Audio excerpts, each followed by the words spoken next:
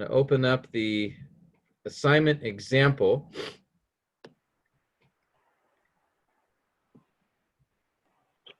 Okay. There you go. Okay.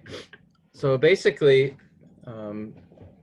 these assignments, you'll have two examples to use as you go through them. Each one, in fact, maybe what I should do is, let me do this first.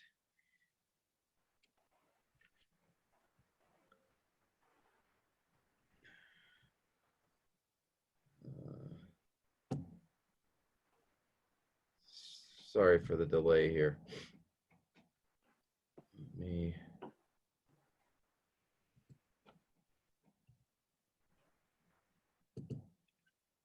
just go over something on the notes here real quick.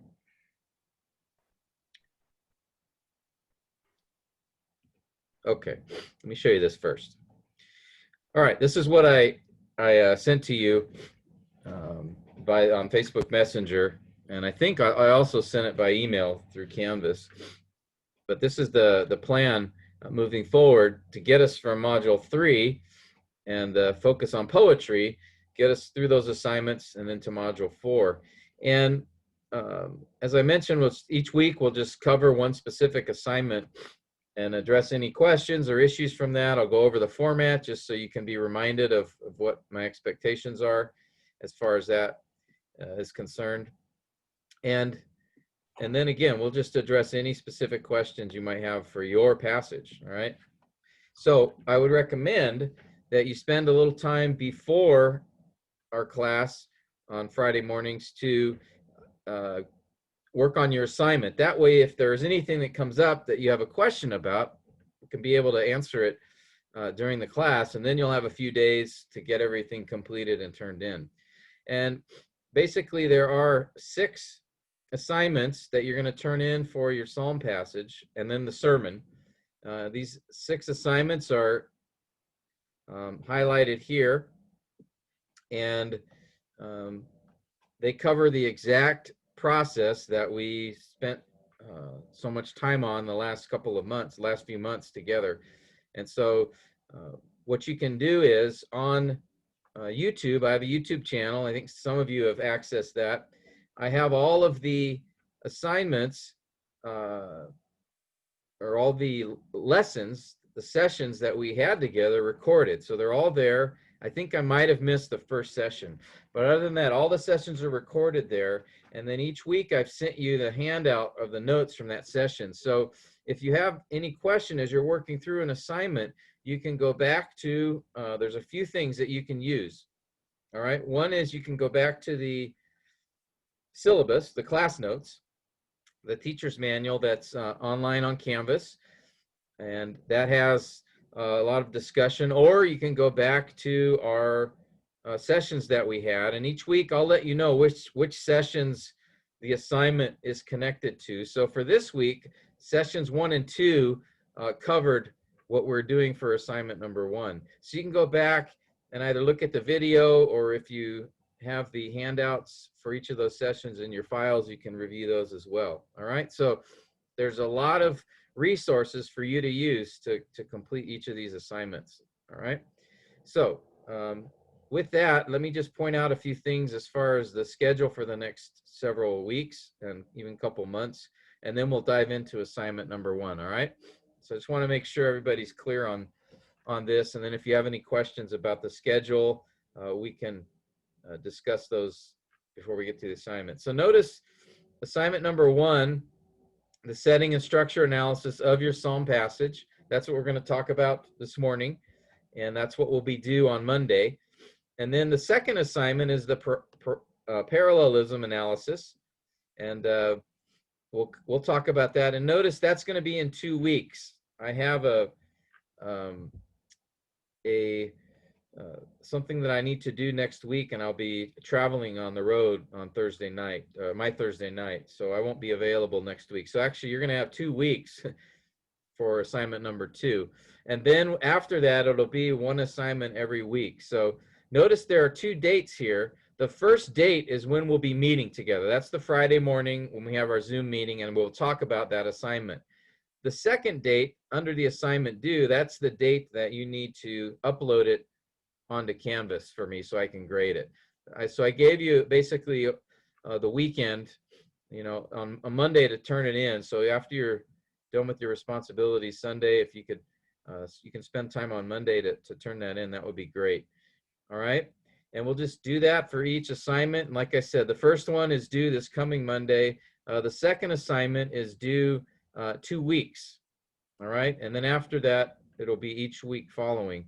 And notice I have each of those all the way up through, and then Lord willing, the end of November, you'll need to have turned in your sermon preached.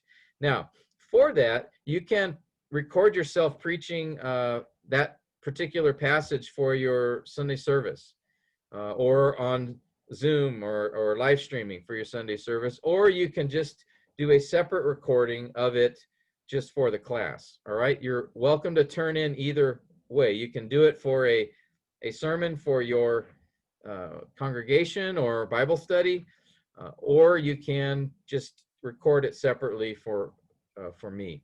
All right. So that'll be the plan. So I gave you 2 weeks to do that after the last assignment is to be turned in. So basically, after you finish your sermon document assignment, that's what you'll upload to Canvas. Then I want you to preach your sermon and record that, and then I will. I think I'll just set up an assignment on Canvas for you to give me a link to that. Now, if that's going to be an issue or a problem, let me know, and we'll try to figure out how to take care of that. But I think that will work better than trying to do any live streaming on Zoom or something and preaching, because there's just could be a lot of challenges. I think it'll be better just to record it. All right. Are there any questions on the procedure then going forward with the assignments and with the sermon? You guys have any questions?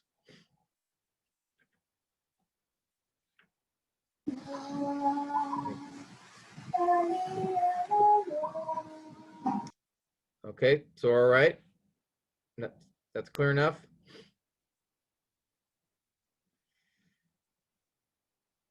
Okay. If any questions do come to your mind, you can bring it up later in the session, or you're welcome to message me on Facebook, and I can answer you directly on that, okay? All right, so this is, again, the plan for now, but as you know, the Proverbs say, a man plans his way, but the Lord directs his steps. So we will see what God decides with all of this, but this is the plan that I have here. And then, like I said, Lord willing, once we complete the Psalms passage, then in December we can turn our attention towards the Proverbs passage. And I can move these dates around a little because I know Christmas can be very busy, so I might change them a little bit to add a little more time. Right now I've got 3 weeks off during that time, but I'll check to see if we want to reevaluate that.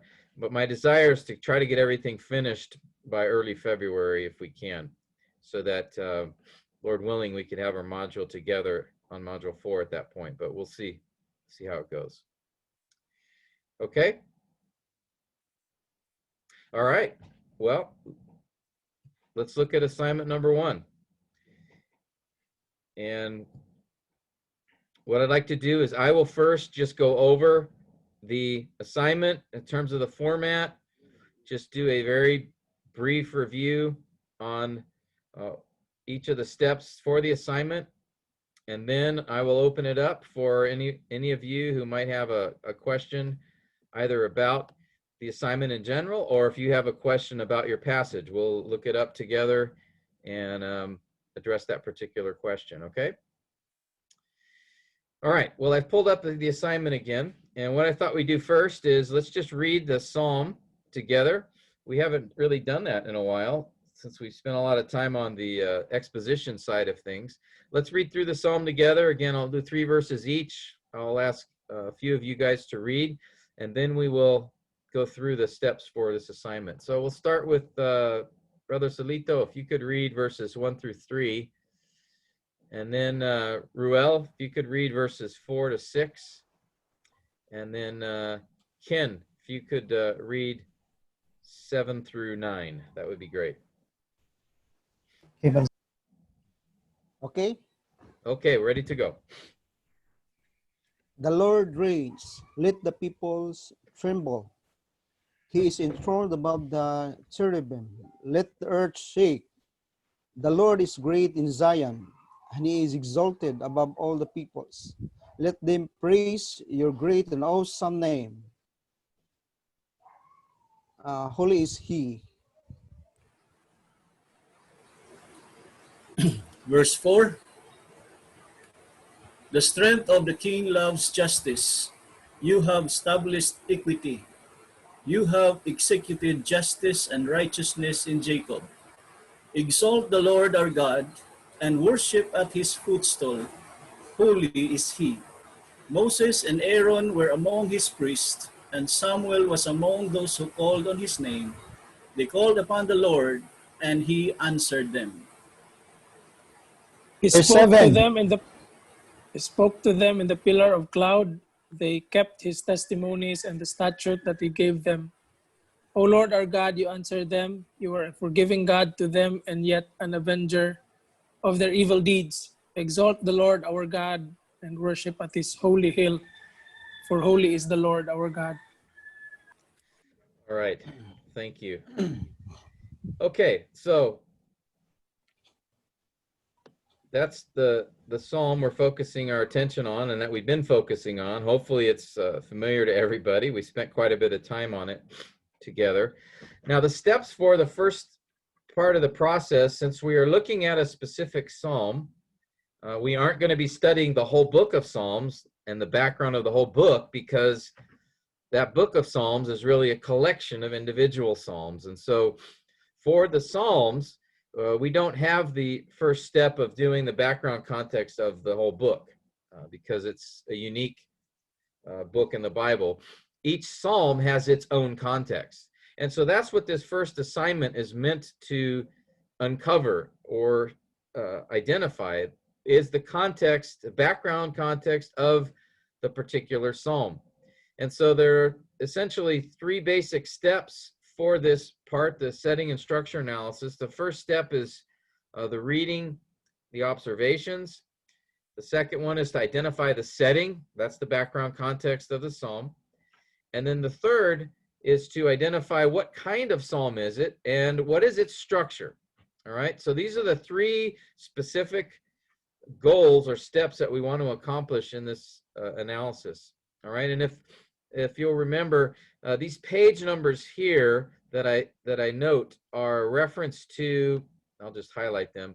These are page references to the teacher's manual, which is on Canvas. All right, that's where we first covered this topic in class together last year.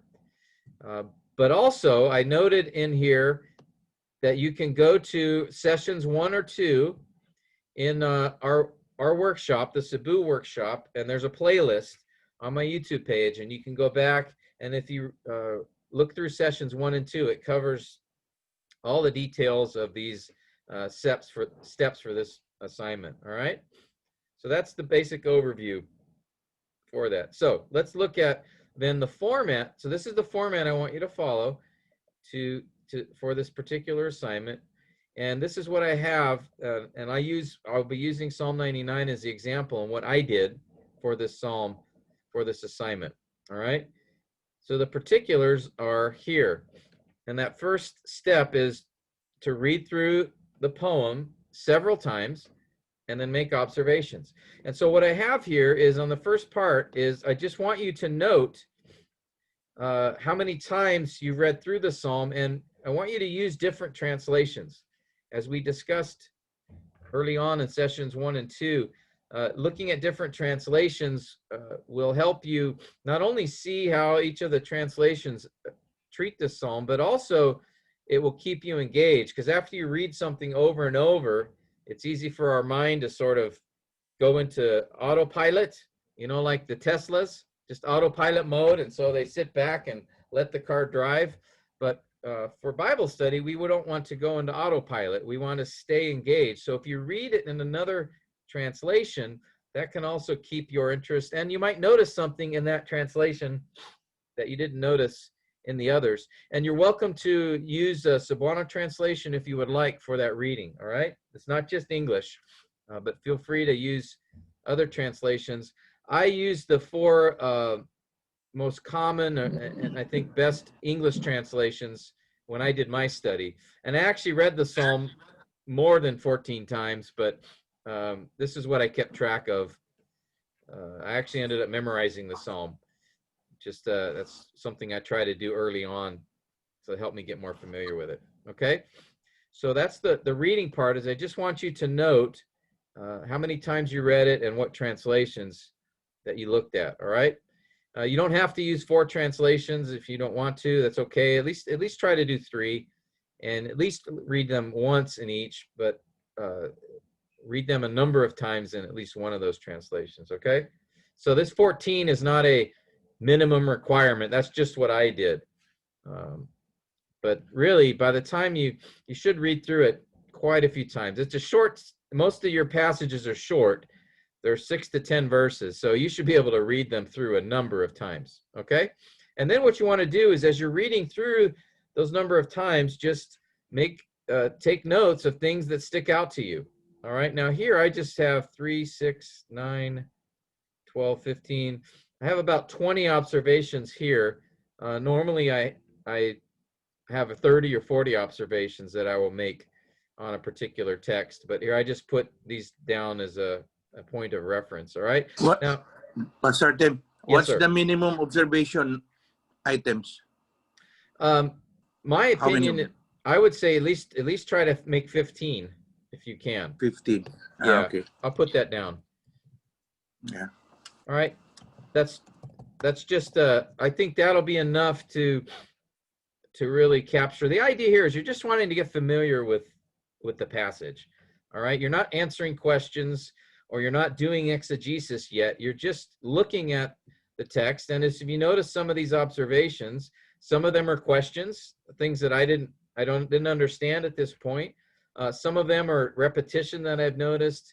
Some of my observations I indicate, like I noticed in the NIV how it translated something differently. And so it's just looking at it. You're not making conclusions yet. It's just getting familiar with it. All right. So ask questions, notice things, notice connections. Maybe you see something in this psalm, like in this observation I made. I noticed it was in the middle of book 4 of the Psalms. And I think another observation I noted was it had some similarities to Psalms 96 and 97 as well. All right. So this step is simply, it should take you about 30 minutes, I think. Pastor Tim, yeah. I have a clarification regarding that when you said it has similarity to other Psalms, just like Psalm, what is that, 97?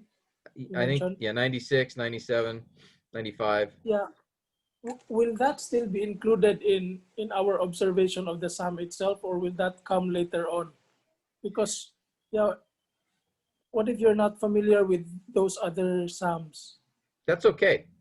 That's just, it's my observations. So it's things that stick out to me. All right. Okay. And I'm somewhat familiar with a lot of the Psalms. So that's just something that came into my mind as I was reading it. So, oh, this sounds familiar. And then I looked back at a few Psalms right before and go, oh, well, that's why. So it's just like, if something might come to your mind, or you might notice a statement in your passage that you remember from the New Testament.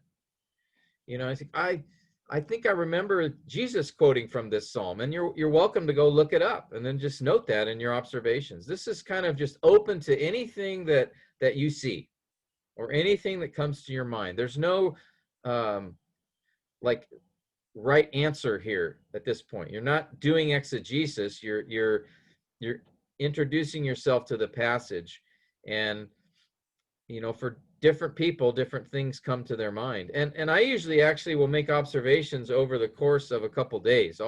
I'll read through the passage in one translation several times, make some observations, and then what I'll do is I'll come back the next day and spend 5 or 10 minutes and do it again. I'll read from another translation and see if anything sticks out to me there. Okay? So I'm not looking for you to answer or address specific things. This step is just meant to be a way for you to start writing things down and being actively engaged with the passage. Okay? And I just mentioned, like I said, sometimes other passages might come into your mind that sound familiar to something in the text you have, or you may note that, like I said, something might just stick in your mind that as you're reading. All right, that's what happens when you read several times, and like I said, what I do is I like to split it up over the course of a couple days. So I'll just take 15 or 20 minutes one day, and then 15 minutes or so the next day, and then sometimes I'll even do a third day, just a short amount of time. But I just noticed that I really start looking for things, especially questions, things that don't make sense to me, because that's what will motivate me to study the passage harder, because I'm going to want to answer those questions as I study further. All right? Any other questions on this step?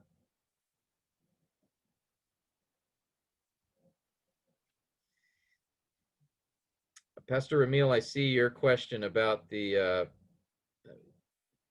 preaching in Cebuano. Let me address that at the end. Can you just remind me at the end of this time if to answer your question if I haven't yet? All right, because you asked about since you preached it in Cebuano, do you need to record it again in English? So let me address that after we're done with discussing the assignment. Okay, so this is the first part, read and observe. And this is simply, all I want you to do is write down your observations or type them in. And I would say a minimum of 15 would be that'd be a good number to do, okay? Okay, good. So once you've done that, the next step is simply to identify the setting. And this step is probably what will take you the most time. So I would say give yourself, 30 to 45 minutes for the first step. You're going to need to give yourself probably at least 1 or 2 hours for the second step.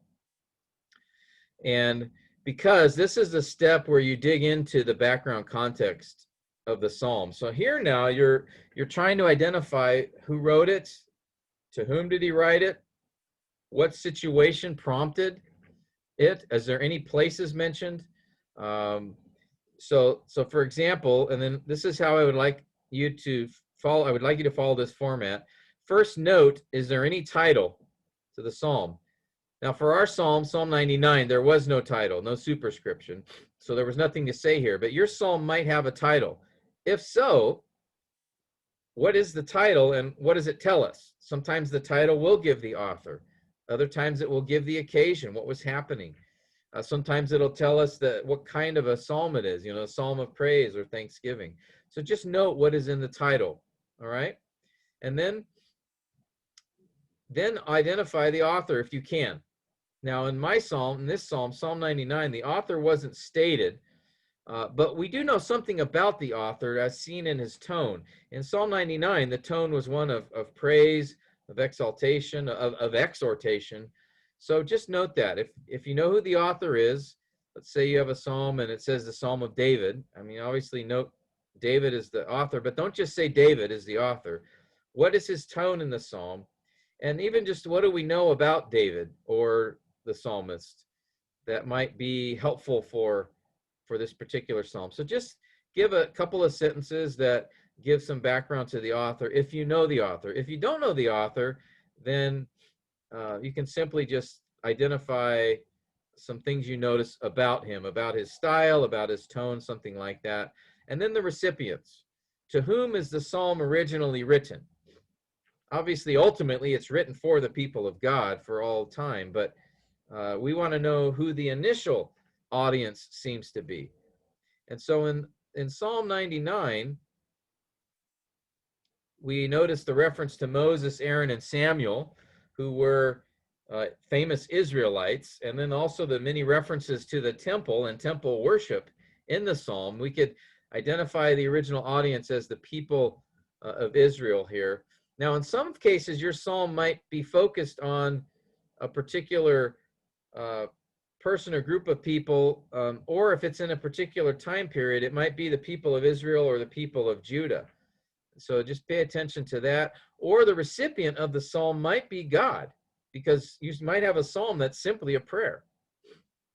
So keep that in mind. Obviously, it's a prayer written out so that others could also see what was prayed and be encouraged or helped by that. So you know, most often in the Psalms, it's going to be the people of Israel, but you can note sometimes it's a particular person. For example, in the Psalm 128, which is the psalm that's an example for you on Canvas, where I did these assignments with that psalm is particularly focused on men, on fathers and husbands. And so the recipients, generally, yes, the people of Israel, but that psalm is specifically addressed for men, those who are husbands and fathers. So by understanding the psalm, just give as much detail as you can on to whom it is written. Don't just say author David, recipients the Israelites. Okay, that doesn't help a lot. Give a little more detail to that as best you can. Now, when was this psalm written, or when was this passage written? Well, that'll depend on whether or not you know if who the author is. If you know who the author is, you'll have a general time period. If it's David, then we know it's going to be, you know, around 1000 BC. If it's Solomon, we'll know it's, you know, going to be around 940, 950 BC. But if it's someone else, or if you don't know the author, it might be harder to determine that. But the point here is not just the date. The idea is what is what events are taking place around that time. And so for this psalm, if you remember, if you go back to sessions 1 and 2, we spent a lot of time sort of looking at some possible situations that this psalm may have been written during, and that gave us an idea of potentially what time period it was written in.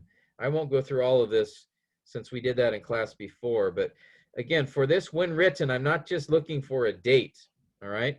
For one, your psalm won't have dates, all right? We don't have, you know, this psalm was written in the year 750 BC. All we have is maybe author, recipients. We might see the occasion from the psalm. Many of David's psalms, he's got a background to it, so we can pinpoint it. Like Psalm 51, we know exactly when that psalm took place, because that was the time of committed adultery with Bathsheba and murdered her husband. So some of the psalms have enough detail you could pinpoint it to a specific event, but others are more general. Some psalms, like the last few psalms, 146 to 150, don't mention the author. They don't mention the occasions. They're just psalms of praise. So you may not have much to say for this part on those psalms, and that's okay. All right. But again, this is all things that I want you to be figuring out on your own before going to a resource. All right. Try to do what you can on your own first. All right. The next thing you want to note in the background context is geography. And that just means what places are mentioned in the psalm. And what do we know about those places? So in Psalm 99, Zion's mentioned. The holy hill is mentioned. The temple is referred to as well. And so we just want to take note of that. And then in addition, what people are mentioned. And in this particular psalm, Moses, Aaron, and Solomon are mentioned. So we just want to take note of that as well. And then finally, and this is among the most important, is the occasion. That is, what prompted this psalm to be written? As we said before in the workshop, psalms, we can look at them like epistles, that some particular event or situation often took place that prompted the psalmist to write this psalm. And so we want to do the best we can to try to identify what does it seem prompted the psalm, what caused the poet to write it. And Psalm 99, no specific event was mentioned there, but as we looked at some things within the psalm, as I did some cross references, I noticed some similarities to 1 Chronicles 16 and some comments in the psalm that seemed similar to what was said in 1 Chronicles 16. And in reading that passage, that was when David brought the ark into the tabernacle. There seemed to be a lot of similarities and connections. So I just noted here, no specific event is referred to, though it's very possible the occasion for this psalm was written when David brought the ark into the tabernacle. All right, so for some psalms, you won't know exactly the occasion, but there's enough information in the psalm that should tell you, you can at least say that the psalmist appears to have been struggling with discouragement, or the psalmist was going through a particular trial, or the psalmist experienced some great blessing in his life, and so this prompted him to give the psalm of praise. Something along those lines. You should be able to tell from the psalm at least a little bit as to what caused the poet to write. Okay? And notice here, I didn't put a whole bunch of paragraphs after paragraphs of information on this.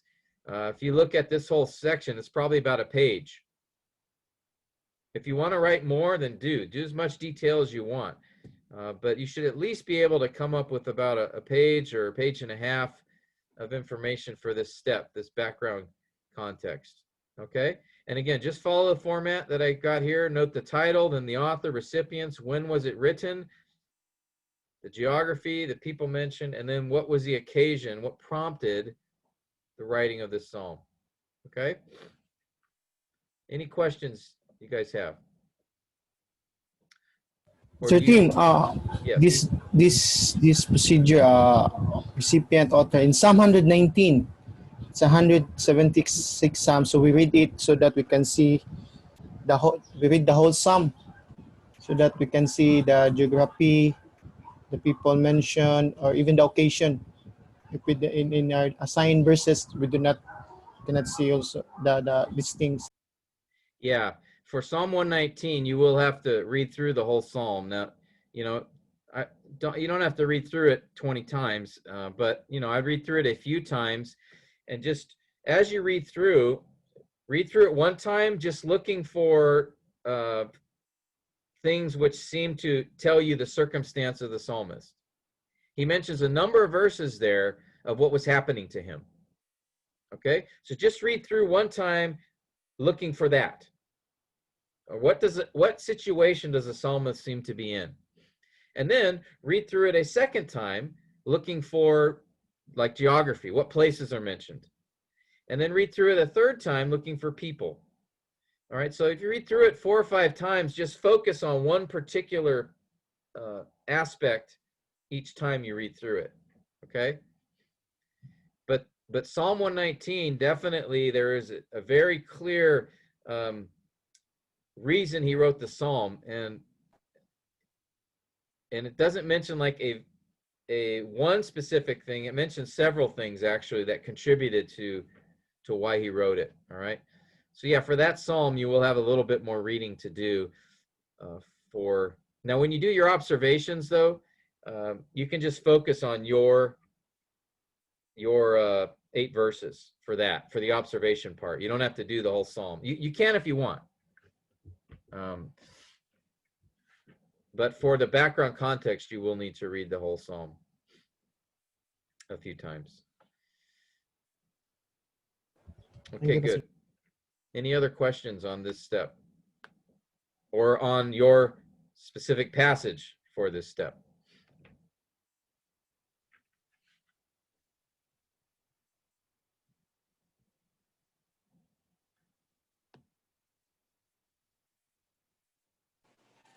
How about if it's a general lament psalm, Pastor Tim, and it has no any other clue as to when David experienced,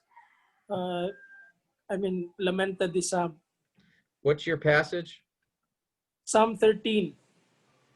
Okay, let's look at it. Just yeah, the expression of how long repeatedly mentioned. Yeah. Okay. So if we look at your psalm, obviously the author is given explicitly, which is great. That tells us a lot, right? We know a lot about David.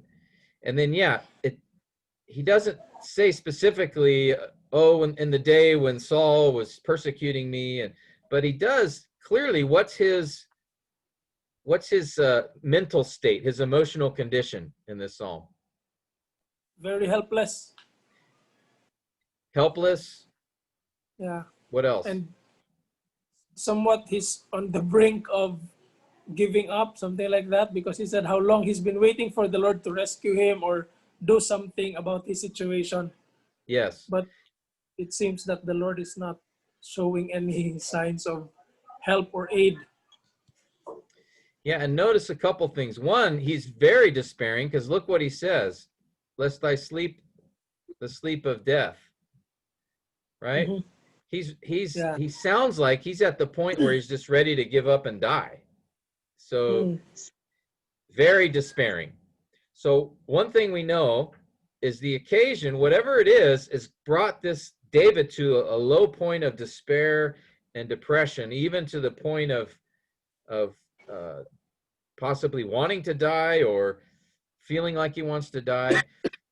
And then notice verse 4. He gives a little bit of a clue, I think, as to perhaps the situation he is in. What does he say there that might indicate? Yes, enemies.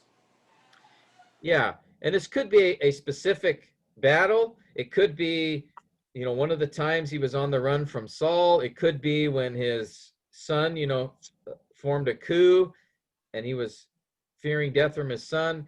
It could be in Ziklag, when the remember when who was it? The Amalekites or The bandit. yeah, the bandits. I can't remember, the Ammonites or Amalekites. They came and they took everybody's wives and children and possessions. It could have been that time. We don't know the specific time, but we do know generally it was at a time perhaps when he was attacked or threatened by an enemy. And so again, we don't know the exact specific location, but we have enough here in this psalm telling us generally probably what was going on. He's clearly in a trial. He's clearly discouraged and depressed, even to the point of perhaps wanting to die. And it seems like it's a situation maybe where he has an enemy or enemies who are pursuing him or attacking him. That's a possibility. That all you can do with this kind of situation is just say, what does it appear to indicate from the psalm? All right. Is that? Yeah, thank you, Pastor Tim. That's a great psalm for Pastor depression. Jim, I have a question. Yes.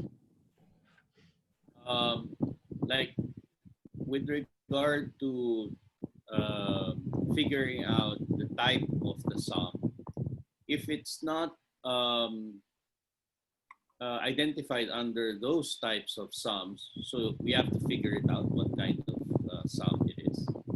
My psalm is 100, and I'm just trying to go through the notes, and it doesn't seem to belong with any under any type that's in the notes. Okay, hold your question. I'll address that specifically when we get to the third section on the assignment. Okay. Right now we're just focused on setting, but the next step will be psalm type, and we'll talk about that. Just remind me if I forget to mention your psalm.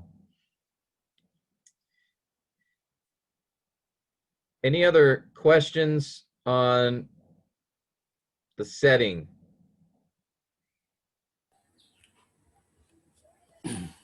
Pastor Tim, I have Yes. a question. With Yes. regards to the people mentioned in the text, but not explicitly mention their names? Is it okay to attribute it something like, for example, the barren women? Those are that is a broad term, but we know in the Old Testament that there are barren women. So, is it okay to mention like Hannah, but not explicitly mentioned in the text? That's part of our observation. You're talking about Psalm 113, right? Yes. Yeah. He makes the barren woman abide in the house. Yeah. Yeah. Yeah. You can mention, as far as a general category, obviously he's not mentioning a specific woman here, but he talks about a barren woman and also a joyful mother. So yeah, that would be something I would put under people mentioned. And yeah, he doesn't give a name, so I don't think he's addressing a specific barren woman, but certainly if you want to mention a few that come to your mind, that would be great. And in fact, it's interesting, this psalm, if I remember correctly, Hannah, in her prayer, I think speaks of these two verses. Am I right about that? Have you found that in your study, Ruel? Does Hannah quote the? Oh, she does. Yes.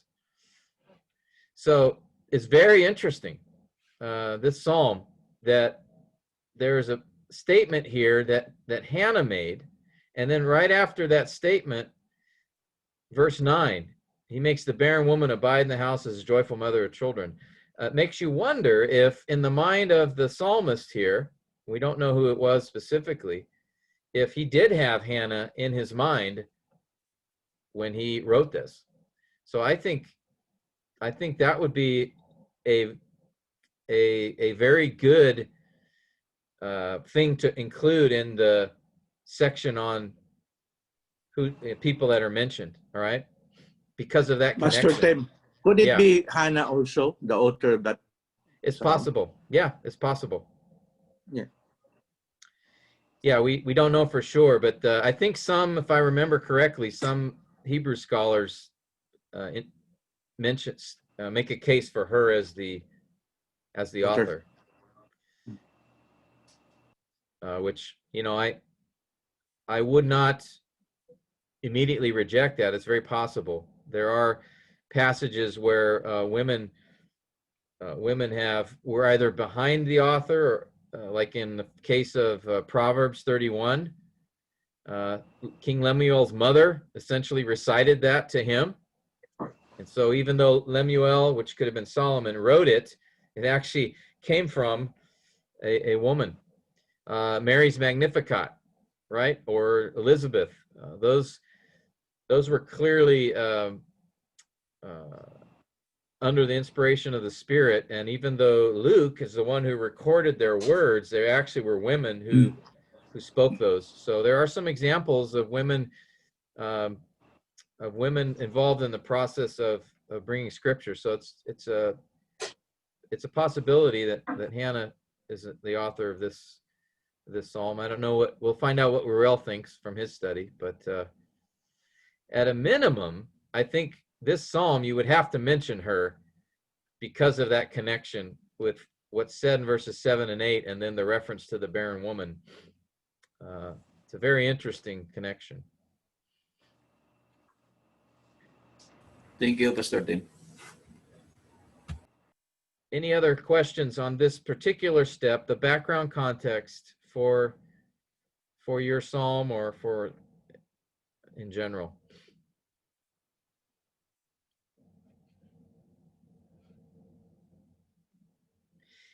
And like I said, brothers, try to do as much as you can of this on your own before consulting a resource. Certainly all this information, you can pick up a book or you can go on the internet and find it. But as we talked about much in the class, I think the more you do yourself, the more you're going to absorb and retain and remember the particular psalm. And I think as you go through it, the more you will see things in it that, it's like the difference between,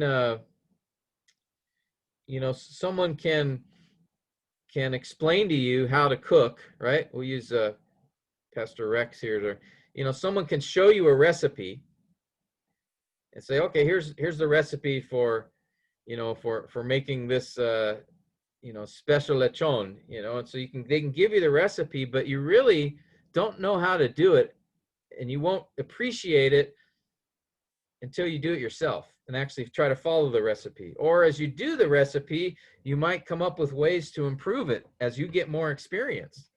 And so I think it's similar with the study here. The more you do on your own, the question came earlier about when I mentioned an observation from Psalm 96 or 97. That just came in my mind because I've studied those Psalms in the past on my own. And so I remembered some things, and I remembered some of the connections. First Chronicles 16, I studied that passage.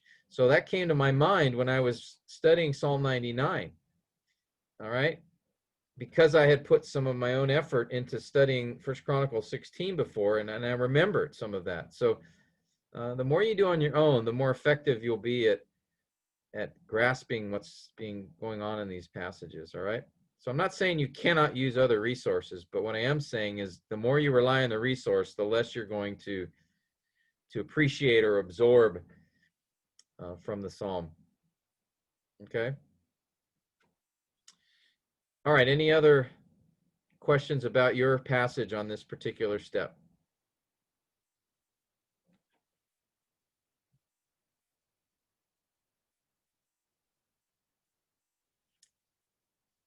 Okay. Let's move to the next step. Let me go back to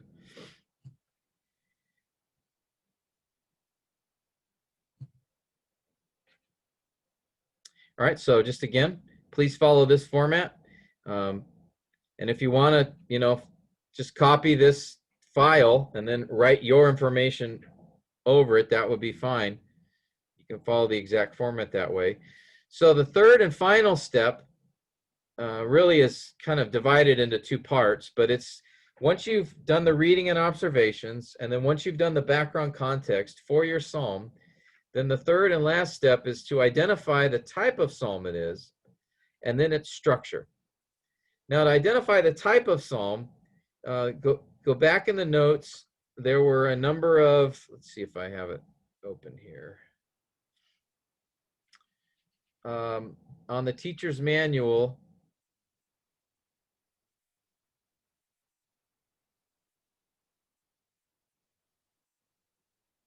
if I can find it.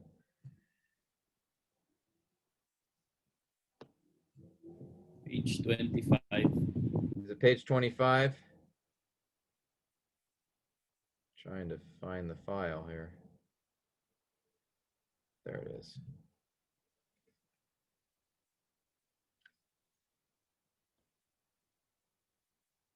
You just grab that one.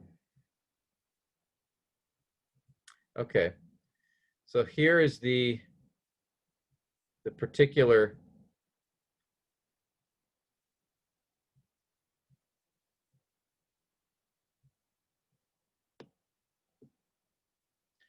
all right, page 25.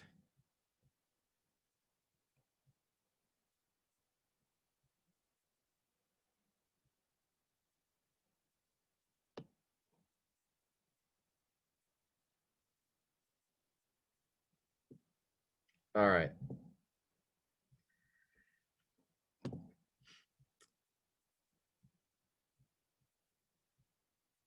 Oh, sorry about that. I skipped over it. Here we go.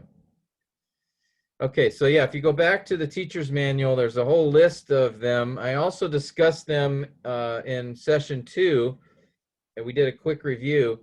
And here, some guys have categorized the types of psalm. And by psalm type, we're just saying, the psalms can generally fall under a certain type.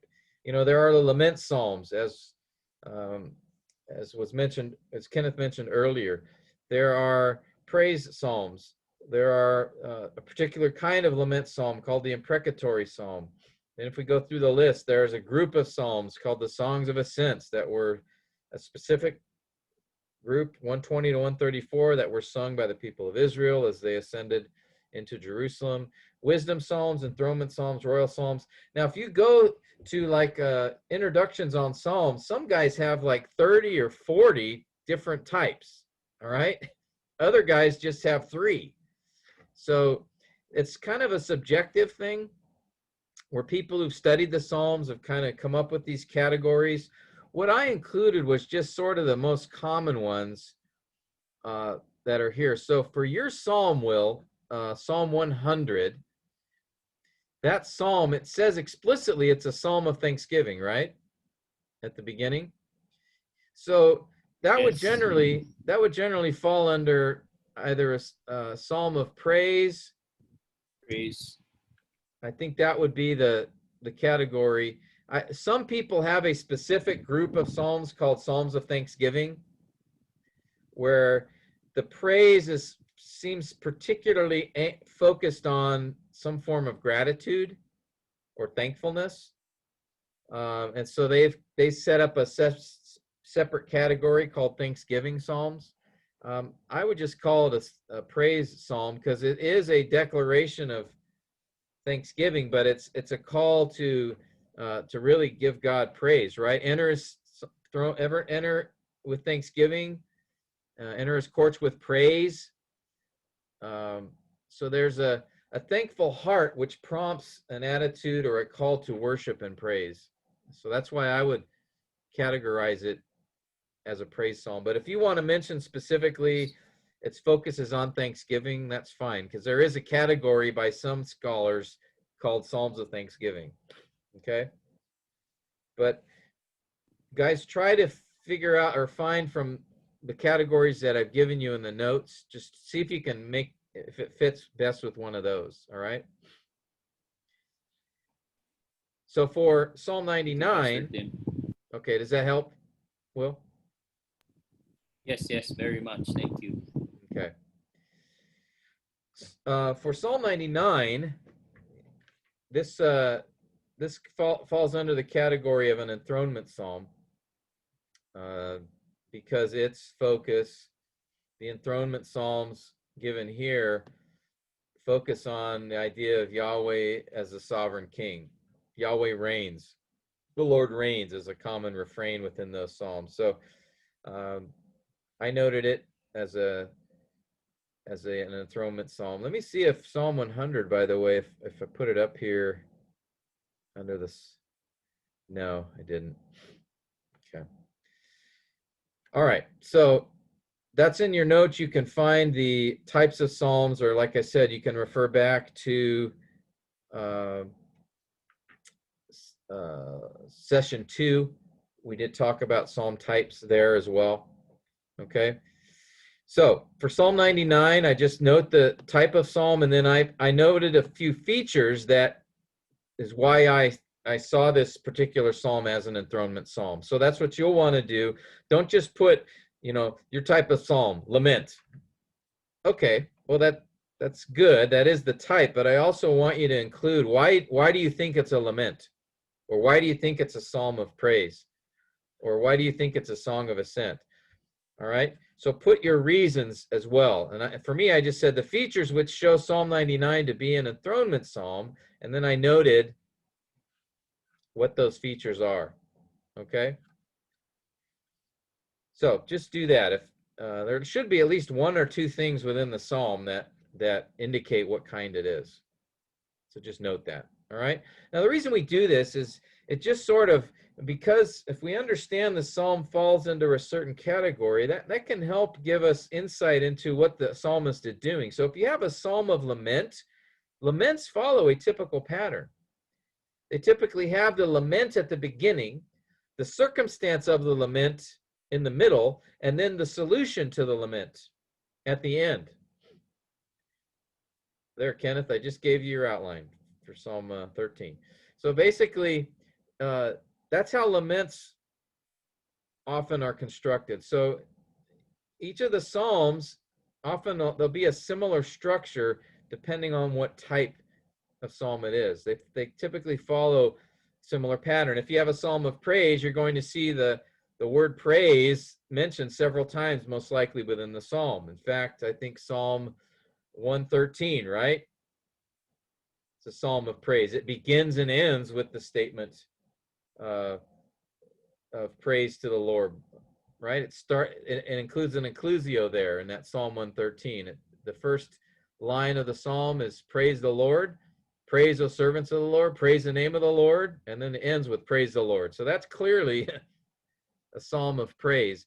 And often they have that. Psalms of praise often begin and end with this declaration of praise the Lord, or hallelujah in Hebrew. All right, so note the psalm type. That shouldn't take you very long to do. I would say this third step, noting the type probably shouldn't take you more than 10 or 15 minutes as you go through the list of types, and then you can identify yours. And then the bigger part of this, and the more important part, is the structure. Identify the structure as best you can at this time.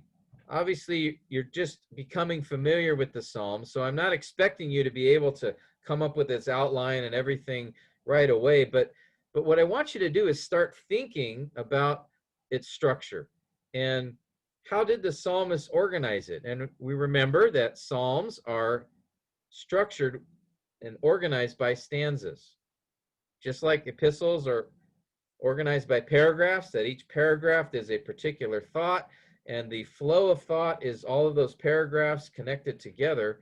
Well, it's similar in the Psalms, in a poem, where there are units of thought in the poem, and those are the stanzas of the poem. We have that in songs today, where we'll sing a chorus that will be repeated, but then there are stanzas, and each stanza usually has a particular theme that's part of the whole theme of the whole song, but it focuses on a particular aspect of that theme. All right, and so what I want you to do at this stage is just see if you can identify the structure. You may change it later as you study the psalm more, and that's perfectly fine. I'm just wanting you at this early stage to see if you can recognize that. And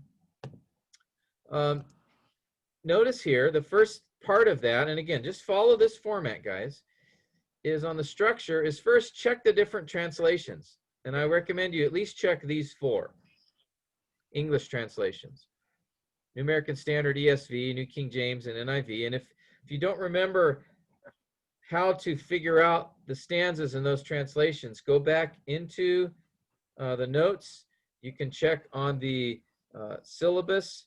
Let me see, I think the page numbers are 30 and 31, something like that. Let me confirm that for you. Type upon stanzas. Yes, page 32 and 33. All right.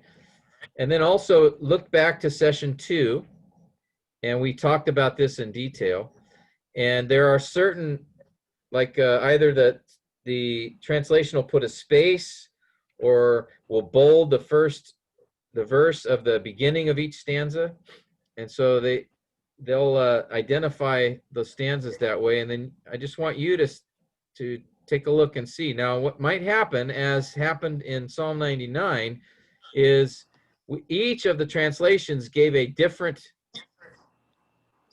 stanzas. None of them agreed. So sometimes you'll have most of them agree, and that'll be a really great help to you. But in this case, they didn't really agree, so it wasn't really helpful. So then what we needed to do in this study was to go to, okay, what are some other structural markers that we can see that might indicate the separation of the stanzas? Okay, and in Psalm 99, as you'll remember, there was a very important statement repeated 3 times in the psalm, right? Holy is he, holy is he, holy is the Lord our God. So that was one clue that perhaps these showed the stanzas. Another clue was the structure of each was usually at the beginning of the if the beginning couple of verses focused on statements about the Lord, and then this verse that had holy is he then had a command. So like verse 4, it gives a statement about God, and then verse 5, it gives a command. Verses 6 and 7 and 8 give a declaration about something God has done, and then verse 9 was a command.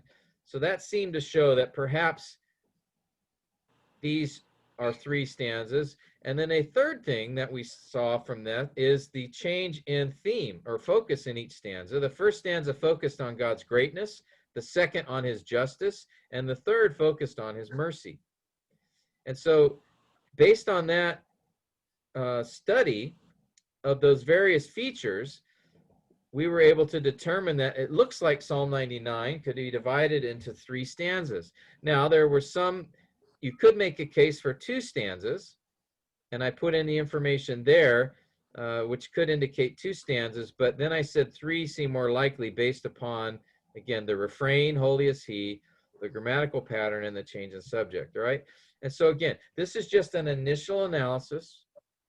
So just try to do your best into identifying the possibilities. It could be 3 stanzas or 2 or 4, and then see if you can find any markers within the psalm that indicate those different stanzas. And again, go back to your notes, pages 32 and 33, and then also session 2 of our workshop, and we talk about those markers. All right, so if you need to review that, you can do that there. And then, so what I want you to do is note what the translations show you, then give some discussion as to what possibilities, and then I want you to give your opinion. And that's what I do here myself for this one. 3 stanzas seems more likely based upon the refrain, etc. Okay? Pastor Tim, Yes. Pastor Tim, do we have to do the whole chapter, especially with my assignment, because I do not cover the whole chapter, like Psalm 119? Yeah, so do we have to count how many stanzas for the whole chapter, or with my text only? yeah, let's look at that for a minute. Psalm 119, actually, you guys are going to have this will be easy for you. All right? Yeah, because I only covered chapter 119, verse 25 to 32. Yes. Yeah, you're 25 to 32? Yeah, correct. Yeah. So for Psalm 119, this psalm, the structure is a little different than the other psalms because this psalm is an acrostic. So for example, what I mean by that is, let me show you the Hebrew text. Can you guys all see my Bible software? Yeah. Okay. Yes. All right, let me try to expand this a little bit. Now, I want you to notice something. We'll start at the beginning, Psalm 119 in the Hebrew. And you don't have to understand any of the Hebrew here if you're good at finding symbols. Notice the first symbol, the first letter of each verse. Verse 1, Same symbols. 3, 4, 5, 6, 7, 8. That's the letter Aleph. And then notice verse 9, it changes. Beth. It's Beth, the second letter of the Hebrew alphabet. And notice verse 9, 10, 11, 12, 13, 14, 15, 16 are all Beth. And then verse 17 to 24 is Gimel. And then Pastor Rex's passage, verses 25 to 32 is Daleth. Notice the same letter starts each. So that the author of this psalm is actually showing us his structure in that he has 22 stanzas. And we know those are stanzas simply because each of those stanzas, 8 verses each, we know that it's that way because he starts those 8 verses with the same letter. So in your case, it's actually your passage, and then also, who was it? Was it Ken? Was it you that had Psalm 119? Yes, Pastor Tim. Yeah. Verse 9 to 16. Okay, so yeah, yours is the the Baith. Now, there's no significance to it being Baith. It just means it's beginning with the same letter. But this does tell us the structure of this psalm is unique in that it's structured by these this alliteration, this repeat of the same letter.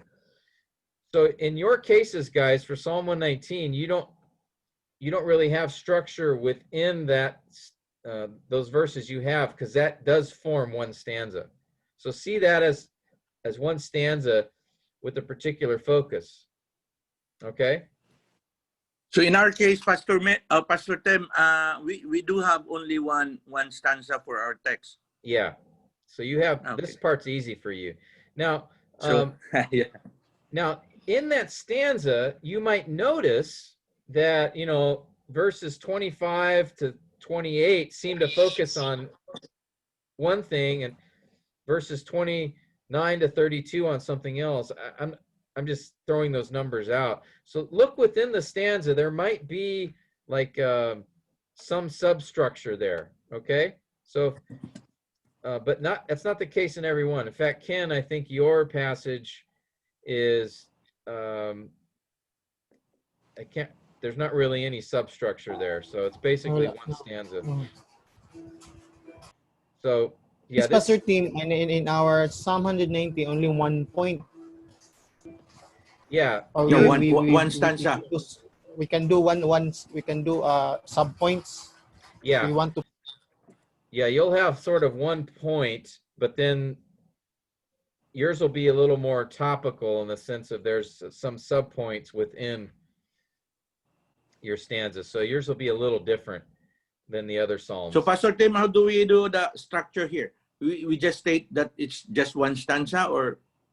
Yeah, it's one stanza for the psalm as a whole, Okay. and then look within it and see. Notice And try to divide substructure.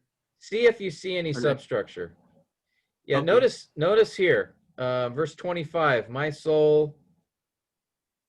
Verse 28, my soul, remove the false way from me. And then notice verse 30, I have chosen, I have placed, I cling, I shall run.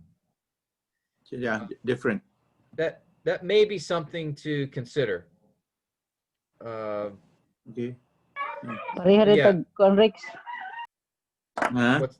What's that? Pareha pa og kuan. Rex and I It's have the same passage. We're the same passage. Oh, okay. Do you want to copy with me, or I will copy with you? I already preached my message in the church.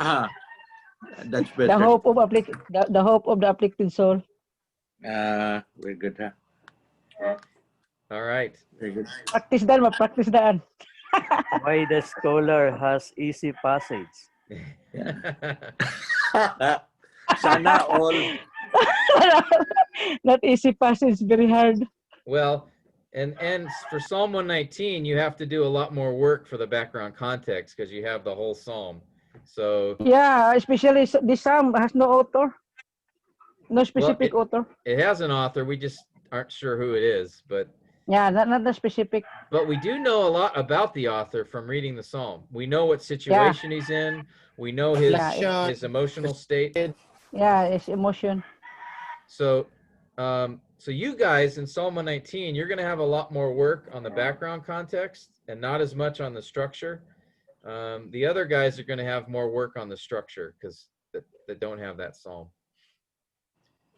But yeah, not every psalm, you know, like I said, this psalm is unique. There are a few other psalms like it. Also, Proverbs 31 is like it, where it's an alliteration, you know, or an acrostic, I mean, sorry, not alliteration, an acrostic where each verse begins with a different letter in order in the Hebrew alphabet. So that's a unique feature for this particular psalm. And it appears that Psalm 119, he did these 8 verse stanzas, 22 of them, which some of the stanzas have very clear substructure and other stanzas don't.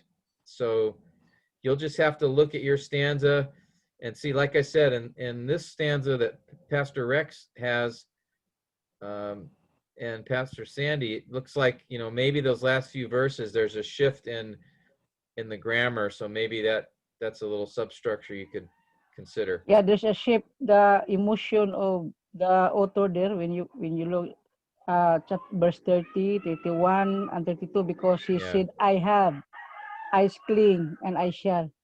Yeah. That's the change of his emotion. Yeah, he seems to start with sort of a discouragement. My soul cleaves to the dust. Verse 28, my soul weeps. Yeah. And then verse 30, there seems to be so I think there is a little substructure there. Ken, Yeah. your section 9 to 16, I don't recall really, maybe verses 9 through 11 and then 12 to 16. 9 to 11, 12 to 13. Yeah, 14 to 16. But it's not clear that the author has intentionally put that substructure in there, but you know, just take a look and see. You might be able to see a pattern, and you can divide it up as you think. Okay. Now, when you guys, all of you have Proverbs passages, I believe in that case as well, some of you will have a passage that's actually part of a larger poem. And so you have a passage that's only one stanza of that poem. So keep that in mind in Proverbs. Some of you will have a passage that's only one stanza as well. Okay. And we'll talk about that when we get to the Proverbs assignments down the road. Are there any other questions that you have on this particular section on structure for your passage or in general? Anyone else?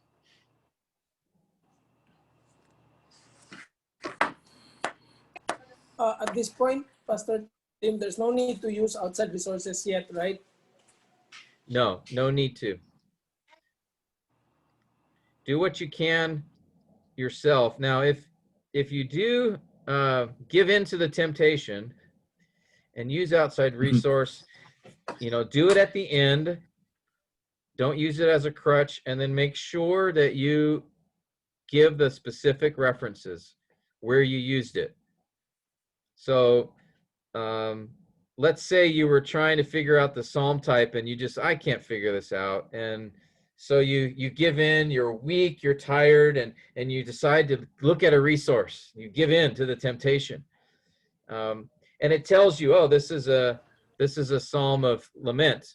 And here's why. Just give the guy credit in your assignment. Say, Psalm of Lament, you know, according to Tom Constable's notes or whatever. But I really, really strongly urge you not to use any resources yet. If you, all right. But I'm not forbidding it, but I just want to strongly discourage it, because there's also a temptation then to cut and paste, and you don't learn anything that way. But make sure, if you do, to give credit. Just make that a practice. And give credit at the place you use the resource. So don't just put at the end, you know, put it, you know, wherever you use the resource, whatever specific information you got from that resource, just put a little bracket and note it there at that specific place. All right. But Pastor Tim, yeah. in our case, in Psalm 119, how do we type the Psalm? Are we going to type the Psalm as a whole chapter, or in our specific assignment? Yeah, the Psalm as a whole. What type is Psalm 119 as a whole? Not just your part, because yours is part of a bigger poem. So yeah, okay. It's like I said, you guys have, the Psalm 119 guys have a little bit of a unique challenge, is that they're preaching a passage that's part of a bigger psalm. So make sure that you understand that when you preach it, that you're not just focused on those specific verses in your stanza, but how do those fit into the psalm as a whole? Okay? Mm-hmm. Don't lose sight of that. Otherwise, you'll have a topical message, not an exegetical one. All right? Okay. So just how does So that's why you need to understand what was the occasion for the psalm. Why did he write this psalm? What prompted him to write it? What's the theme of the whole psalm? You have to understand that, and then you can address, and then you're part of this psalm, verses 9 to 16. How does that fit into the psalm as a whole? Okay? Okay. And then, or verses 25 to 32. Okay, let me address Ramil's question about, he preached the sermon already in Cebuano. Did you record it, Ramil? Is it recorded? Yes, I recorded it. Yes, I recorded it. Okay. What we can probably do, and I need to check with TJ and AJ, but what we can do is I'll set up a place for you to give me the link on Canvas, and then I'll see if one of them can grade it for me. All right? So you don't have to Okay. repreach it. 13. Yes. Yeah, I did the same in Psalm 121. Okay. So did you preach, but you preached in Taglish or Tagalog? I think Taglish. Okay. So yeah, I might need to have TJ or AJ help out with that, but let me check with them. We have a few weeks before we have to make a final decision, but yeah, I don't want to have to make you re-preach it. If you've already preached it and it's been recorded, then let's see if I can get one of those guys to evaluate it. If you have already preached it but you did not record it, then you will have to re-preach it because we need the recording so that you can be evaluated. I think Pastor Tim, I think I did preach that during lockdown, so it was recorded. Excellent. Okay, great. And like I said, whatever format you did it, whether it was a live stream, whether it was a recording that you gave to your congregation, or whether it was part of a service where you were gathered, or if you just sat down in your chair and did it for me, any one of those formats is fine. We just need to have it recorded so that we can be evaluated by me or TJ or AJ, or maybe, or perhaps Brother Stanley, one of the guys from graduates from the class as well, might be able to help. So let me write down to get the link on Canvas, and then I'll let you guys know when that's available. Then you can just turn in I'll make a new assignment, and you can just turn it in as a link to your recording. Okay? Does that work? Thank you. Yeah, okay. Okay. All right. Any other questions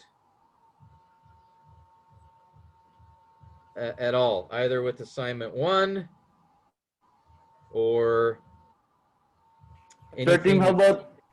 how about audio recording? You preach it, but it was already recorded only in audio. Yeah, we need video. We've got to be able to evaluate not just the content, and not just how you say it audio, but we need to see, because if you're sitting there reading your notes, or there's those components that we also want to evaluate as far as your message. So Hinanglan makitaan ang naong Tagalog, with Pastor the Rex. facial expression, yeah, your action. the other ways that we communicate are also important. So if you only have audio, I'm sorry, but yeah, you will need to record a video. I guess you could try to just do a lip sync. Just play the audio and then just kind of move your lips. Maybe if you want to try that, you can, but yeah, need a video version. All right. Any other questions?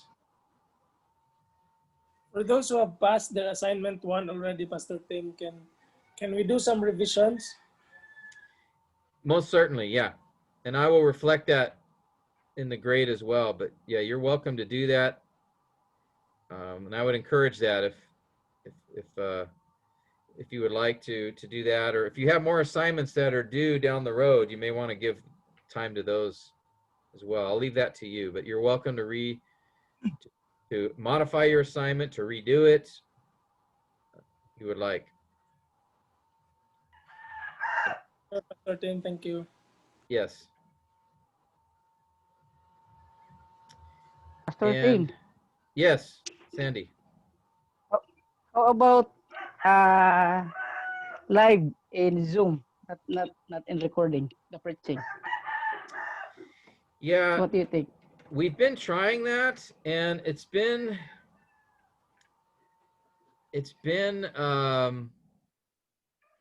a challenge because the Wi-Fi is not consistent, and so it's pretty disruptive. Some guys have actually, it's shut off, and so there's a few minutes delay while they try to get back on, or it's choppy. So I'm hesitant. We've been trying it in other groups to do it that way, and it's just not been very successful. That's why we've sort of moved towards just record it.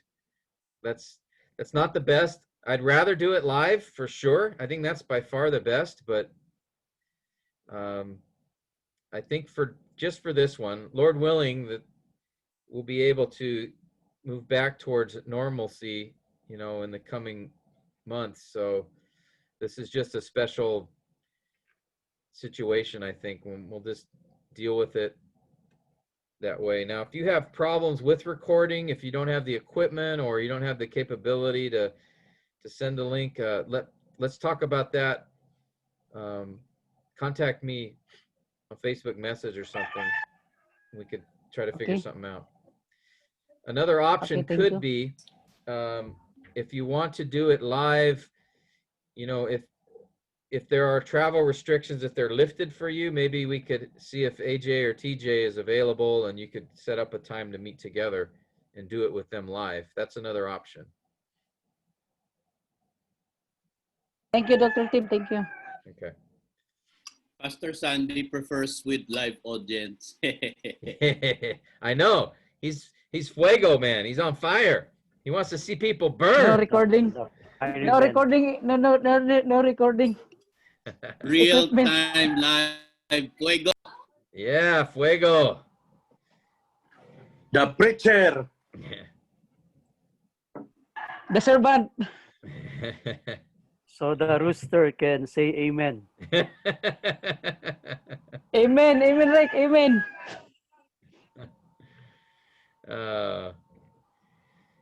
Okay. Let's see. I can't think of anything else in relation to this assignment. As I mentioned to you, actually, you will have, turn this assignment in. I remember what I wanted to say. So I will, those of you that have not turned in that assignment, the week before, I will give you a heads up just to let you know that I don't see your assignment. So in case maybe you thought you turned it in. So I'll give you a reminder that I don't have your assignment yet for that particular week. So some of you got a note today on Facebook message to get your assignments turned in. I'm not trying to embarrass or shame you at all. I just wanted to remind you, because I know some of you maybe thought you've done it and turned it in, and I just want to remind you. And if you haven't done it, just as an encouragement to get on that. So please don't take it as any pressure, or I'm not upset or anything like that. I just want to make sure I'm doing all that I can to help you, encourage you to get these done. I really like to see all of you finish this course and be part of the band of brothers, the graduates of this program, and you'll have a special place in heaven for having gone through this program. There's a special mansion, the Taya Mansion. So I will be sending you reminders each week. Now for next week, we won't be meeting because I have a